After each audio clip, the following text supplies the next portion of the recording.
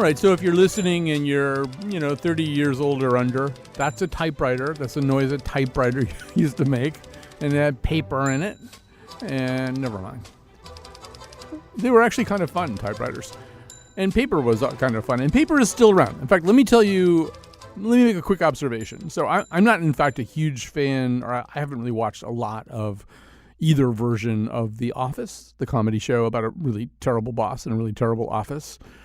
So it had eluded my comprehension that in The Office, they are actually working for a paper company called Dunder Muffin in the case of the U.S. version of The Office. So the whole idea of that, I presume, part of the comic conceit, some of the sense of comic futility that would hang over the lives and fates of the people on this show, The Office, would be that they're working for a paper company, which is by definition doomed, right? At least according to the way we think about these things. And that's one of the things we're going to explore on the show today, is whether or not the way we think about these things is, in fact, an accurate way to think about things. But in any case, this is the part of the story that I love. So the show, of course, has been extraordinarily popular. It's not on the air anymore. It has been extraordinarily popular, so popular that in 2011, you're going to like this. In 2011, Staples licensed the name Dunder Muffin from NBC or Comcast or somebody so that they could put out a line of Dunder Muffin paper products, which they have done. I think they sell it at a site called quill.com. So, just think about that for a second, all right? The notion is that this is a funny business for the people in the office to be in because nobody really wants paper. Paper's on the way out. Except that because the series is very popular, there's an actual market for the paper that's made by this fictional company. And I think that's as good a prism as any I can think of to refract this story. That in a way, paper is it's been for a long, long time, as you'll see, on a downward trend. But there's another way in which we have an attraction to paper that we probably will never completely rid ourselves of.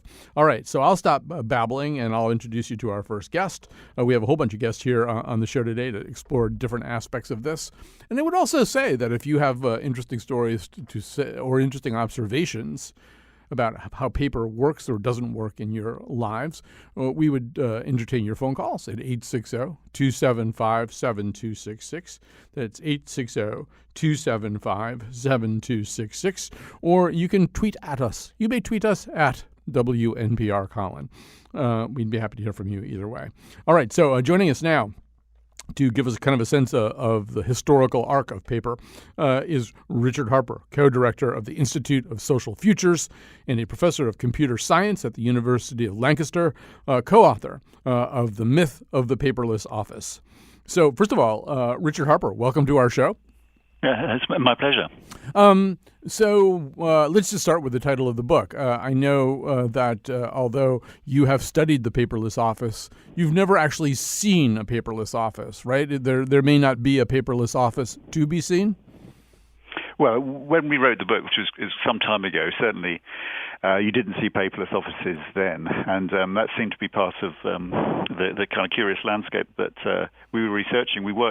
At that time I worked for Xerox, and Xerox was a kind of paradoxical company because it was hiring people like me to invent a new digital future, and most of the stuff you see on the desktop machines, the mouse and the icons on your screen, was all invented by Xerox. And that technology was meant to replace paper, and yet Xerox themselves made their money by selling paper, and so they kind of wanted to put themselves out of business. But we, as a research team, we said to them, well, despite the fact you built all this technology to replace paper, if you go and look at anyone's office then, 15 years ago, there's loads of paper. In fact, there seemed to be more paper than ever, and the evidence was, in fact, suggesting that the more technology you bought 15 years ago, 10 years ago to replace paper in the office, the more you ended up printing paper out.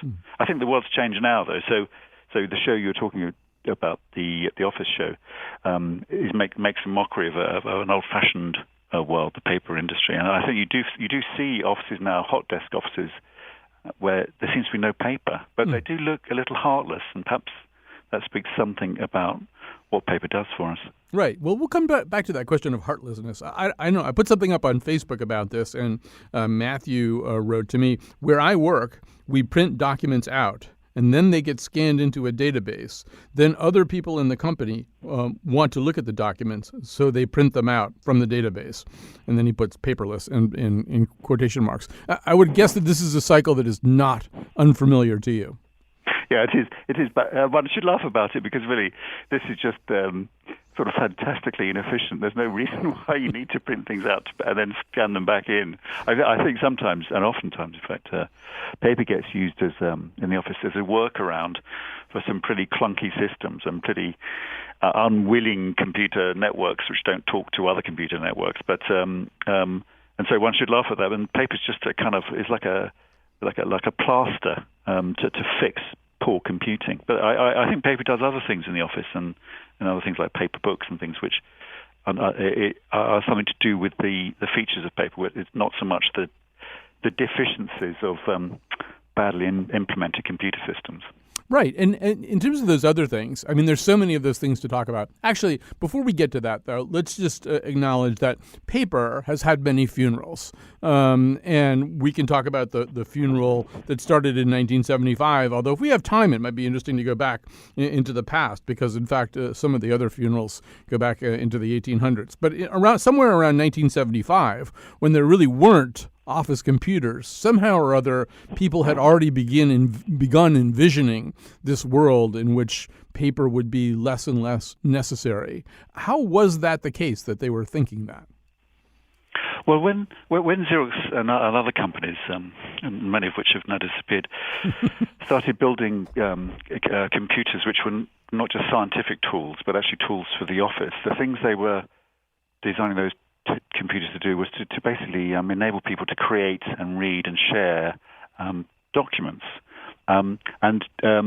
As they were doing that, it sort of seemed obvious that if you could do this, if you could make a document, you can read a document on the screen, and then you could send it via an Ethernet, was mostly the networks then, to your colleagues, then the role of paper would gradually diminish. And in fact, when we wrote the book, one of the things we were looking at was to ask, well, given that the technology had become fairly widespread, what was it about paper that made it persist, since it seemed such a strange phenomenon? And at that particular time, there were some good reasons for paper persisting. So, for example, the screens that we were using then were not as good as the ones we have now. So your eyes really would ache if you read off the screen, and people would almost instinctively print things off to read them.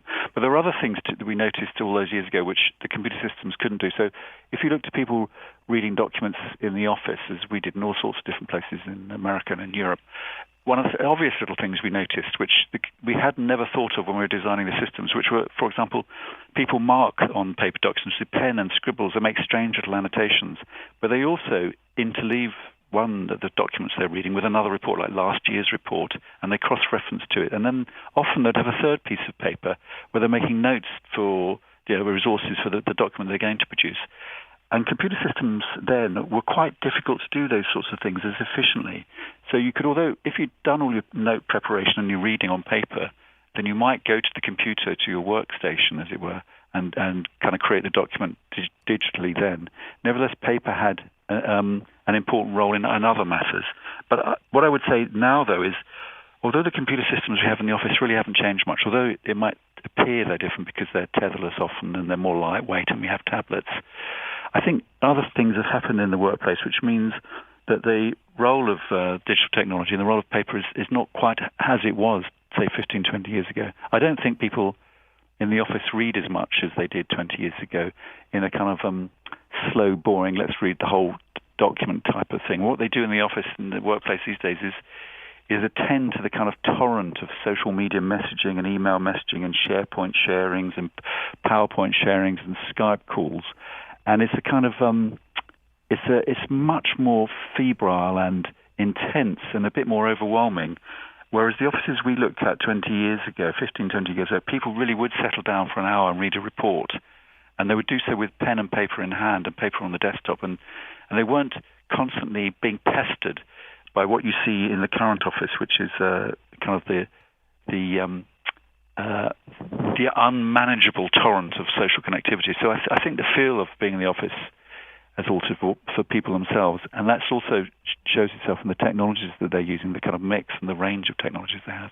Right. So I should say that my notes for this show, which, by the way, did not prevent me from getting the name of the company on the office completely wrong, but my notes for the show are on an iPad right now. And one thing that I'm keenly aware of is that whenever I do this, I'm holding an iPad in my hand. If I think of another thing I want to ask you about, I can't jot it down very easily on this iPad. I'd have to put a Post-it or something on the iPad, which would be kind of ridiculous. So there's like right away, I think there's still that thing that you were describing before, that notion of annotating, of maybe merging with something else. But I also think what you're describing right now makes me think that in a way we kind of honor the significance of something if we are willing to print it out and read it. I was listening to some journalist the other day talking about the transcript of a very important hearing that had taken place in Washington that could materially affect the fate of the Trump administration. And they both said that they had printed it out and gotten into bed with it, and read the whole 230 pages of this transcript or whatever. And I think they were kind of saying kind of what you're saying, which is this was important enough so that I really did want to slog all the way through it. I wanted to be able to do it in an environment where I wasn't being peppered and battered with all kinds of other stuff. I wanted to be sort of air-gapped from my digital life. No, I think that's right. But I think partly you print out such things because they're important.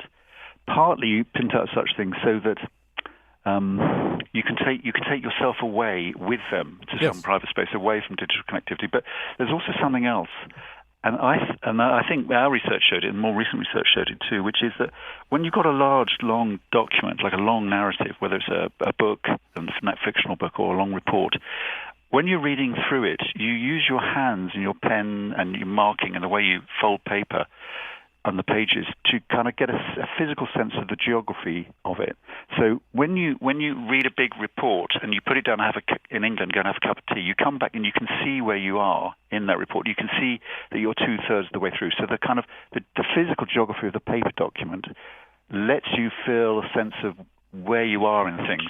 And when you get to the last page, say, of a report, there's a kind of lightness to that large page, and you turn it over and you see the back of the report, and that somehow helps you navigate through that document and tidy it up in your head, as it were. Know that work's done. Whereas when you try and read long things on a screen, you can read to the end, but when you get to the end, you don't feel as if there's no physical end to the way you're handling that object. And I think that's one of the things that people are beginning to realize about paper rediscovery. There's kind of geography to the argument that you can feel with your fingers and the way you navigate through it. And sometimes that geography is really important for how you experience and understand it. So in a novel, for example, and one of the things interesting about ebooks is they haven't replaced paperbacks as they were expected to do in the past 2 or 3 years. And one reason is because people feel as if when you're in an ebook, although you are just reading the pages, page by page, and there's little icons to help you see where you are, you don't feel that you know where you are. You don't feel as if you can just pick it up and go straight to the page, but you can't see at a glance how much more you've got to go. So on a thriller book, for example, you get thrilled when you see you're near the end, when you can feel you're in, you can see that you're in as you walk up to the book, and you can leave the book in places where you bump into it, knowing that might allow you to pick it up and just furtively read another chapter.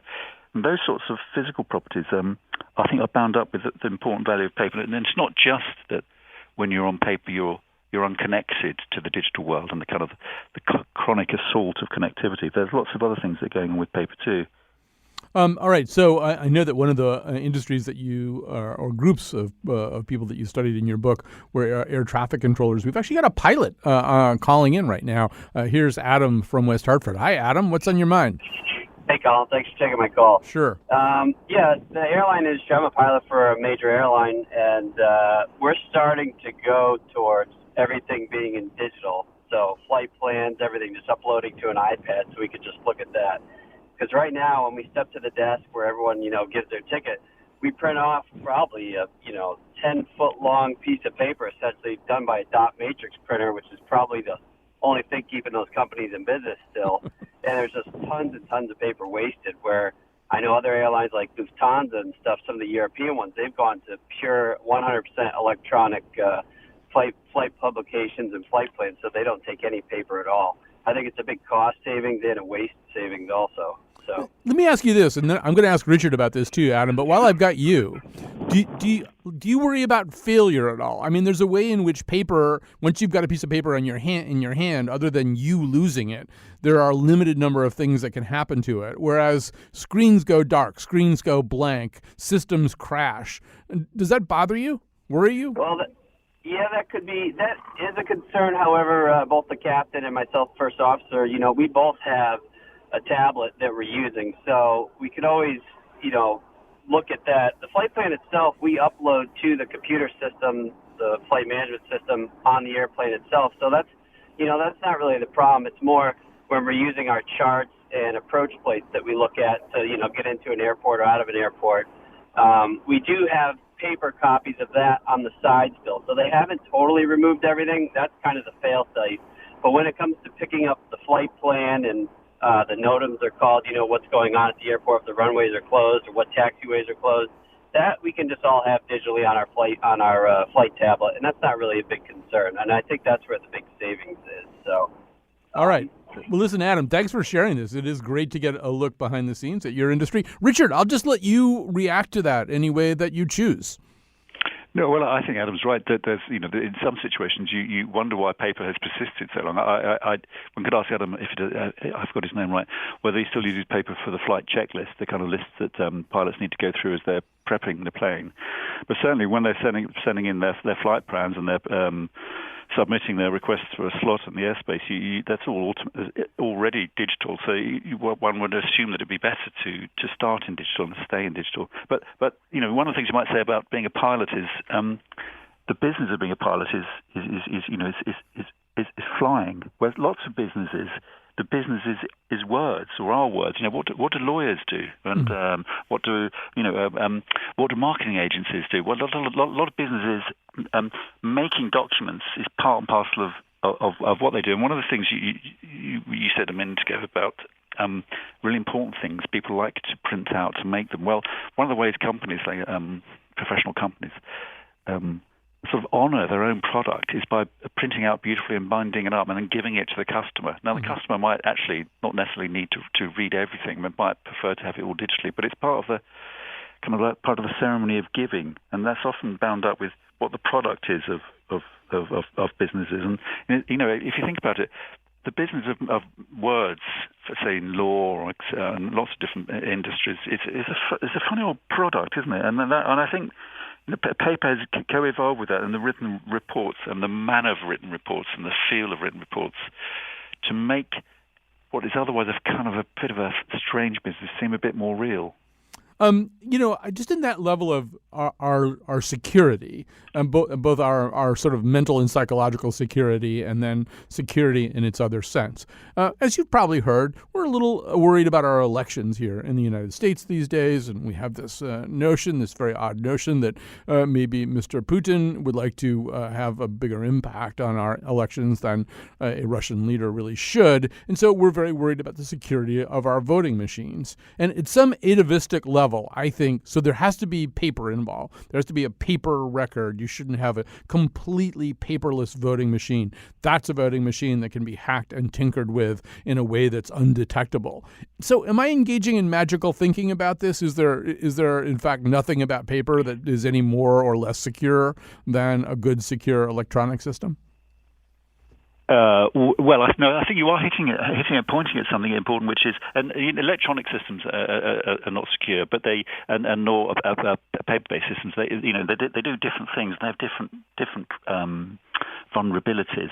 But I think one of the things that you might, if you sort of see society in a bigger picture and look at why people do things. One of the things you might say about what people do and what we've done for generations is we like to make things and we like to create things, and the things have to be real things. And sometimes those, a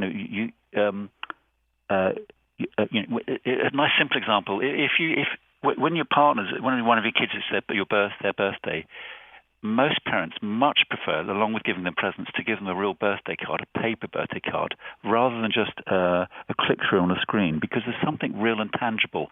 And not only can you give it to them, but you can see them hold it, and you can see them put it on the mantelpiece. And similarly, some of the things we do in life seem to be so precious and such important measures of what we're about that to make them just kind of a fleeting touch on a screen seems to diminish them. And voting seems to be one of those things. You feel like saying that, not only do I want to write on a piece of paper, but I want a big piece of paper and I want a big pen. And I kind of want it to make a lot of noise when I do it, like I'm scratching my mark on a great stone or something, because it's such an important demonstration of my involvement. And I think that points towards something about what's deep inside of us, about the corporal, the real, the touchable, the givable. And one of the problems with the digital is it seems to trap you in just inside your mind, just inside an imagined world, and a world you can't grapple with. And you feel, because you can't want to grapple with it with your body, that something makes you feel ill at ease about it, as if you're losing placement somehow, if that makes sense. Well, there's a word that you use that I have never encountered this word before, but I like it very much. It's affordances. Explain what you mean by affordances, particularly in this context. Well, it was a word conjured by a psychologist a couple of decades ago, and he was trying to persuade his colleagues that instead of treating the world and things in it as just sort of fixed things, you sort of you see them and you know their shapes. Think of the things the physical things in the world in terms of how they get used, in terms of what you do with them. So a pen you hold with your fingers, but you hold for quite a long time. So your fingers the pen needs to be shaped so that it doesn't make your fingers ache. The steering wheel on the car needs to let your fingers loosen a little bit and spin through it. A book needs to be, a paper book needs to be light enough for you to hold it in your hands, but heavy enough for you to feel as if the book itself has a weighty story inside of it. And he said that you could describe those properties affordances, and paper has lots of affordances. Like you can write on paper, you can tear paper up. Paper can be has sides on it. All those are affordances, whereas digital has some of those affordances, but other affordances. For example, digital files like an email can disappear. It can just vanish. Whereas it's very difficult to make paper disappear. In fact, one of the things you might say is a curious property, a curious affordance of paper, is that paper is often recycled paper. Papers can be made out of recycled clothes. So paper has a kind of persistence about it, an affordance which is quite different from one of the properties of the digital. And one of the affordances of the digital, which makes people worry, is precisely its transience. It's the ease with which it can disappear. But another affordance of the digital is this also another kind of magical property, which is just as it can be seen here, say in my office in England, you can see it in your office in Connecticut at the same time. So the affordances of space in the digital are quite different from the affordances of a paper document. One of the nice things about a love letter, say, written on paper, is that it can only be in your lover's hands or in your hands. Whereas if you send a love letter, say, on a digital, you feel like saying, is it a copy of it in the cloud? Have Microsoft got a copy of it somewhere? Have Apple got an iStore copy of my love letter? Where are all the copies?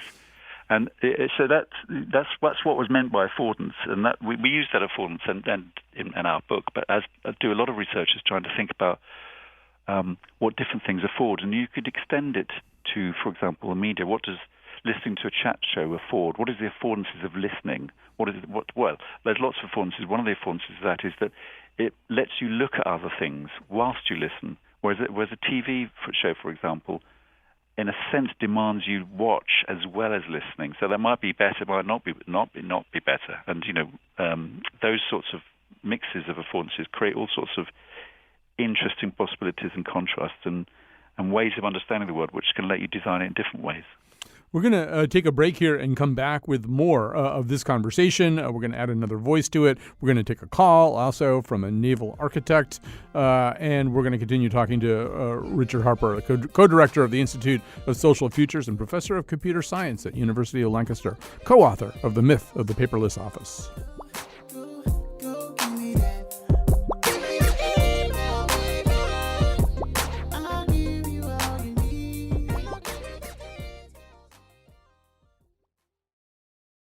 We're talking about the myth of the paperless office, but also the persistence of paper, but also the imperilment of paper. All those things are being talked about on the show today. Before we get back to the conversation, I do want to say that, particularly apropos of what Richard Harper was just saying, I've been thinking about this all day, that there's a kind of Zen paradox, too, which is that if you and I would like to communicate about something in a way that is as private as possible, and we're not just going to simply speak those words, we'd probably be well advised to use paper, right? Because there'll be one thing, one letter, whatever it is that we wrote, and we could agree to stuff it in a crack in a wall or whatever we're going to do with it, and that's the only way anybody's ever going to get it.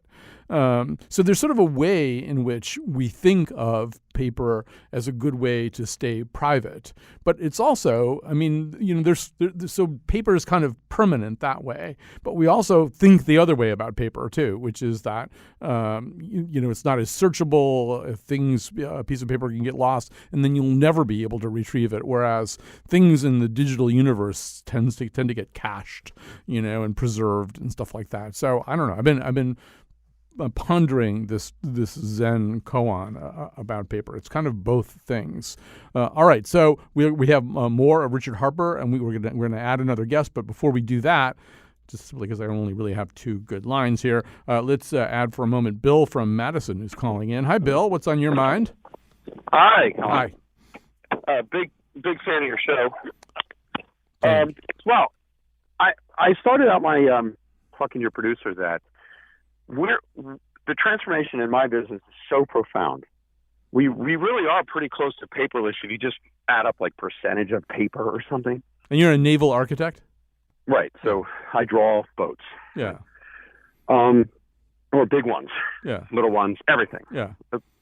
All of us in this business basically have a disease. Mm. We got infected at a young age and we can't stop. And we somehow figure out how to get paid to do this. Mm-hmm. And so we started out with pencil. My generation is the last one that actually spent time on the boards drawing. And so in my early career, I was actually drawing and even using ink and the whole thing. Mm-hmm. And now I don't have to do that. But so what happens is most of the things we produce never get printed full size. Mm-hmm. They get drawn. And they get developed, and then they get put into a PDF, and they get sent, and they're reviewed electronically. The classification societies and the government agencies, the Coast Guard, review them. They require an electronic copy. Mm-hmm. They get reviewed on screen. They get marked up on screen. They get sent back with the comments. Is there any Is there a downside to that?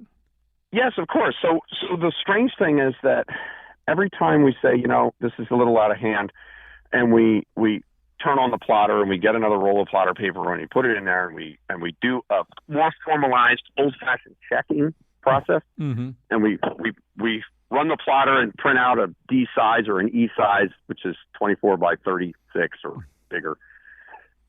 Get out the red pencils and mark it up. You end up with a better product. Mm-hmm. You end up getting out of negative feedback loops. And the strange thing about working digitally is that scale is arbitrary. And the interesting thing is I've got colleagues who are as young as 23 and they see the same issues. Mm-hmm. They see paper as a valuable resource to make a better product. Right, and I think you're perfectly describing, actually, what Richard Harper is talking about with affordances. There's a way in which that use of paper and your document, your plan in that paper format affords you certain opportunities and experiences and even perceptions that aren't really available or as available in the digital form. All right, so let's continue our conversation. Richard Harper, as I said, co-author of of the myth of the paperless office. We're also going to add to this conversation Mark Pitts, Executive Director, Printing, Writing, Pulp, and Tissue for the American Forest and Paper Association. So, Mark Pitts, welcome to the conversation we've been having.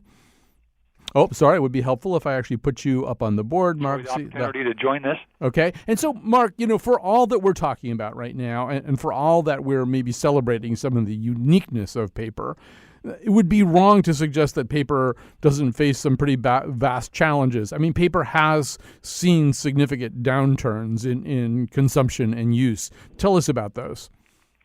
Sure. Well, let's just start really from the beginning, if I could, just for a second. Paper production in one form or another has been in place in the U.S. for a long time. First paper mill in this country started in 1690.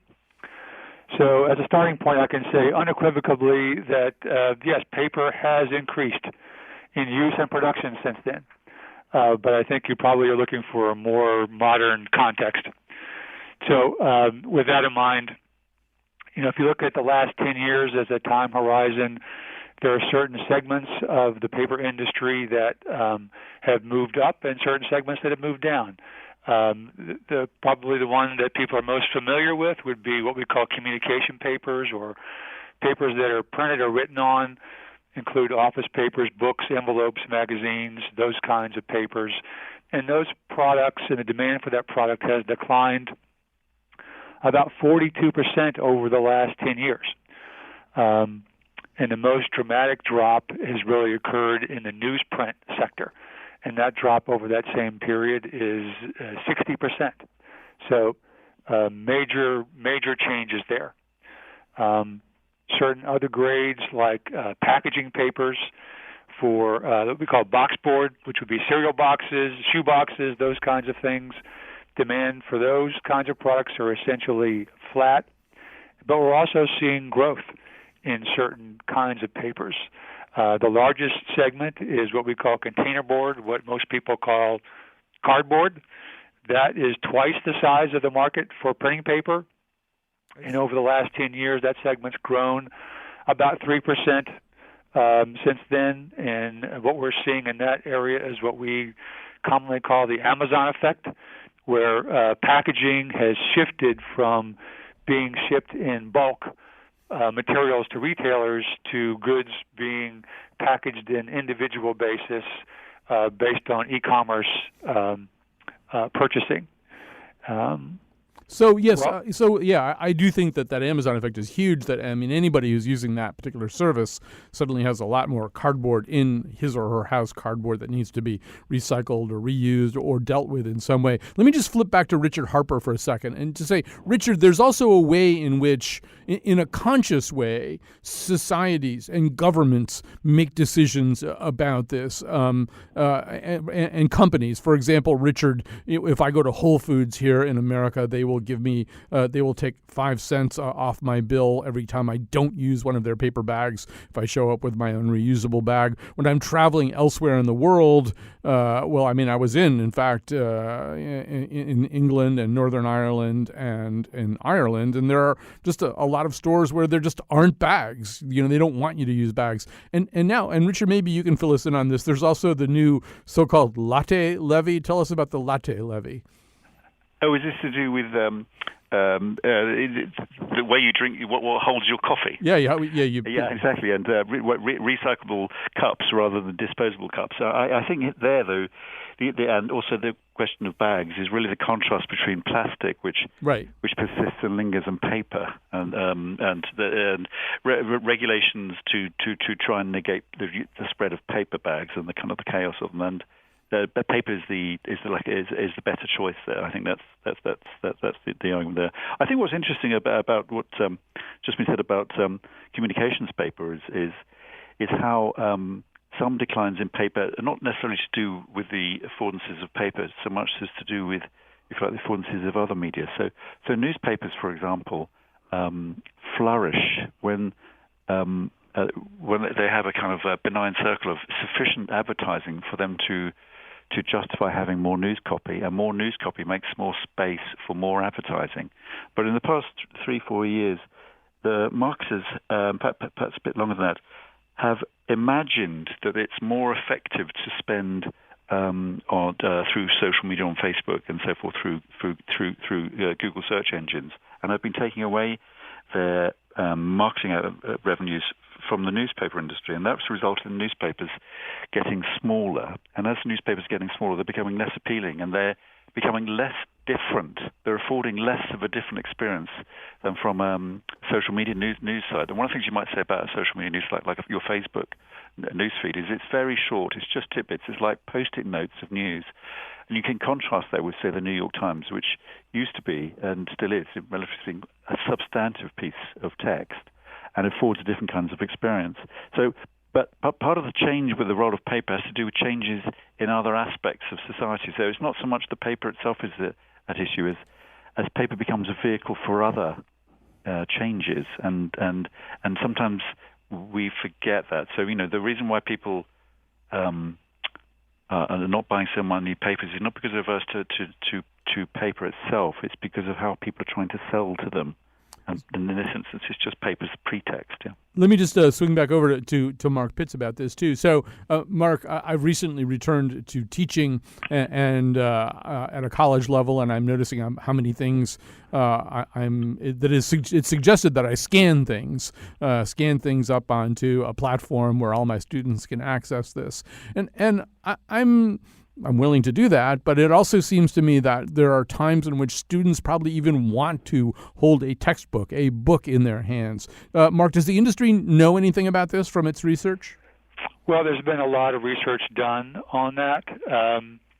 I think it's pretty clear that we've seen over time that paper does, as Richard has indicated, that paper offers a unique sensory experience that other forms of media just can't duplicate. Both from a physical sense and from a neurological sense. And there have been studies done about student preferences for paper over digital books, and many of those indicate that comprehension is improved with the physical book. It improves focus, recall, particularly on complex subjects. There was a study done by Dr. Engelman at the Baylor College of Medicine's Laboratory of Perception and Action, where he said that paper directs attention and working memory much differently than reading online does, and it results in increased understanding and retention. There was also recently a study done at the University of Maryland where they did a literature review of 20 years of reading comprehension studies, and they found that students absorb information more easily from printed text than digital text. So I think there are some very clear indications that comprehension and recall are better on paper than on digital screens.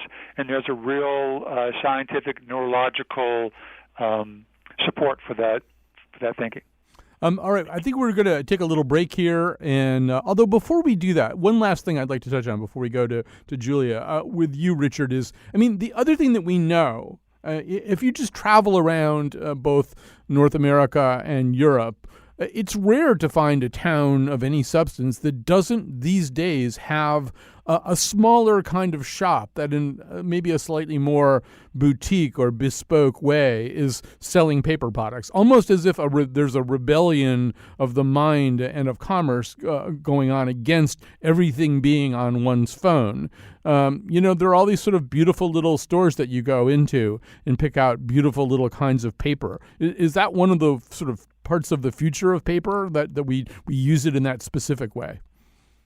I think that's right, and partly it's, as Mark said, it's to do with the sensual properties of paper, the way you can touch it, the way you can feel it, the way it folds and the experience of writing on it, they can't be replicated digitally. But you do different things with the digital. But I think it points towards a desire people have for real tangible things. And I think as our lives become more suffused with digital connections and smartphones, which allow you to be pestered with digital kind of the umbilical cords to others, which would seem so so sort of mental only, the values of things you can touch and hold and feel and display and show and place on mantelpieces and so forth becomes all the more conspicuous and all the more valued. So, there's a paradox here, which is the more digital we have, I think, the more some of the values of paper will become more honoured. So to pick up on what Mark said, I think the research, he's absolutely right about the research that's showing that using paper to make notes at university when you're a student, for example, is demonstrably better than using a keyboard. And some universities, sort of Stanford and Harvard, for example, in their business schools, they assume and in fact instruct some on some courses students not to bring laptops, not to take their smartphones, but to bring pen and paper. Now, some of the students are not really used to using pen and paper, but they learn that towards the end of their undergraduate careers that actually when you do use pen and paper, it might seem awkward, it might seem slow, your fingers might get sore, you might not be able to write very well, but something to do with that process of writing on pen and paper and the way that when you do that you attend to your lecturer, and perhaps things like the slowness with which you write means you do learn more. So this is kind of a sense being rediscovered by students and professors after 20 years of us kind of assuming that paper would disappear, that would become only taught via PowerPoint. And so I think that people are beginning to see values in paper and some of its physical properties and the ways you use it, which were neglected and not really we weren't really so sensitive to when paper was ubiquitous and when there's fewer choices. Richard Harper, we're going to have to pause here, and we're also going to have to thank you very much. Richard Harper, co-author of The Myth of the Paperless Office. You can find out more about him on our website, which is not on paper. It's at wnpr.org/Colin. When we come back, we will take a look. We'll do kind of a case study of one place where they've tried to go as paperless as they can, and we'll find out how well that worked. We kiss each other by reply. Email is only email, but with this email,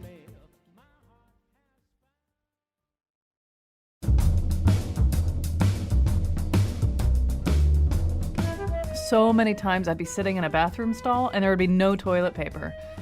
So finally, I put the NovaWipe app on my phone, and now my phone is really disgusting. Today's show is produced by Josh Nalea and me, Kyone Wolf. Amanda Fish still wraps other fish in paper. The part of Bill Curry was played by Ricky Gervais. On tomorrow's show, the nose goes to the post. And now, back to Colin. All right. So, first of all, I neglected to thank one of our guests at the end of the last segment. I will do so now. Thanks to Mark Pitts, Executive Director for Printing and Writing for the American Forest and Paper Association. So what happens when an industry decides, or is told maybe even, to get rid of as much paper as they possibly can, to be as electronic and digital as they possibly can? Joining us now is Julia Adler-Milstein, Associate Professor at the University of California, San Francisco School of Medicine, and an expert in the use of information technology in healthcare. So, Julia, first of all, welcome to our show.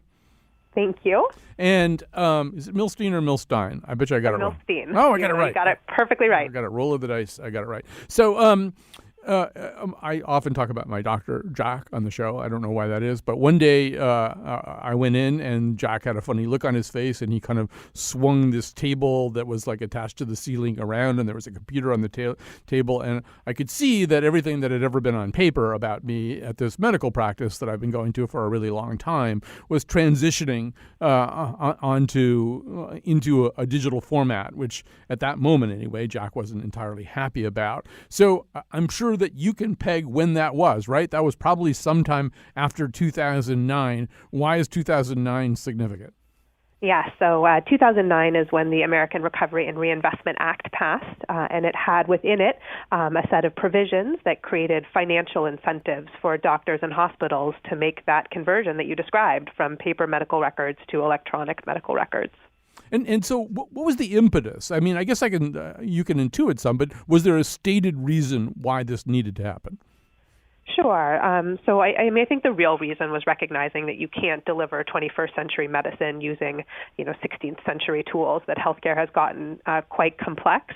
And in order to make sure that the care that every patient gets is safe and effective, we need to be capturing information electronically and making sure that the right things get done at the right time. And that's just impossible to do using paper. And so, on the other hand, it was possible to do using paper for a long, long time. Is it the case that you can't deliver 21st century healthcare, or that you'd be foolish not to try to use, given the tools that are available? I mean, I guess, for example, what you can do if your records are digital is you can find out what my blood pressure has been every damn time they've ever taken my blood pressure, just by putting a few search terms in, as opposed to having to riffle through pages and pages of moldy old paper. Yeah, I mean, I think there was pretty strong and frankly quite terrifying evidence that there were safety failures. So, a doctor would scribble down a prescription and it would get misread by the pharmacy and you would get the wrong dose of that medication. So we really were not delivering 21st century care, and we were not making sure that, again, the patient was getting, the best possible care.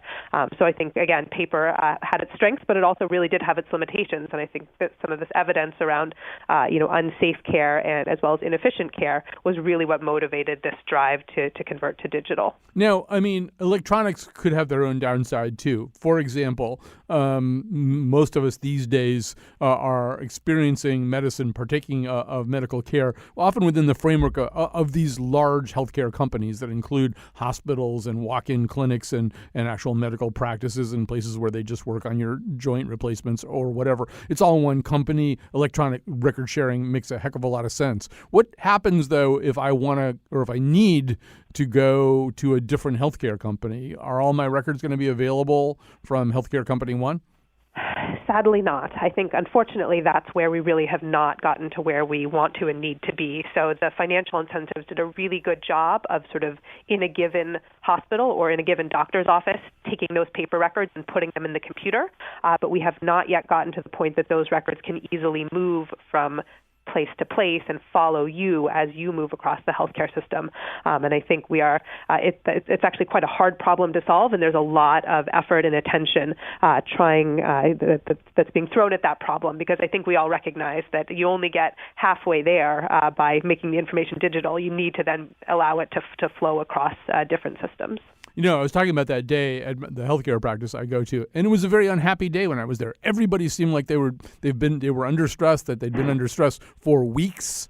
They had this rather haggard look where everything that they did was kind of in a state of upheaval. They couldn't find things they wanted. Is that typical? Is this a tough transition short term? Yes, that's a perfect way to put it, as you just described, that it really does change almost every aspect of, I think, what healthcare professionals are used to doing. And it's because before you had this record, you sort of knew how to look through it. There was a beginning and an end.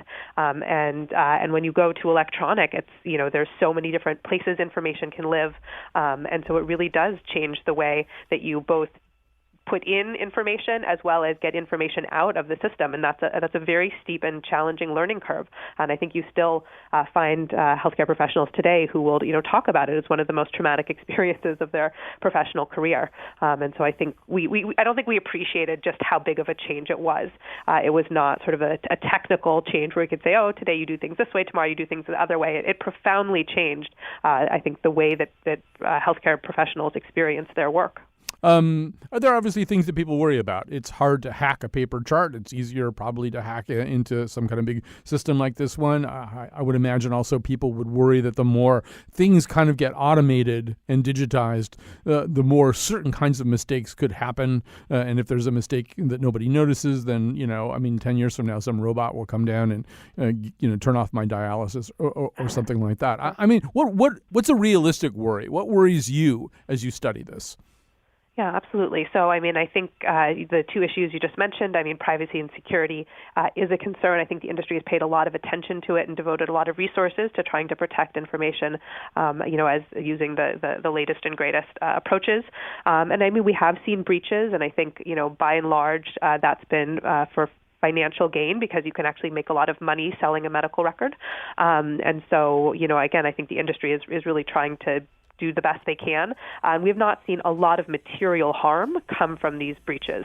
And so I think, again, I think it's a concern, but it's not one that has fundamentally brought down the industry. All right, Julia, we're going to have to pause there. We're going to have to end there. Unfortunately, I'm out of time. This is a fascinating topic. We won't let it go entirely. Julia Adler-Milstein, who's from University of California, San Francisco School of Medicine, an expert in the use of information technology in healthcare. We will be back tomorrow with a very different kind of show. We'll be talking about the movie The Post. We'll be talking about other things as well. Thanks for tuning in today.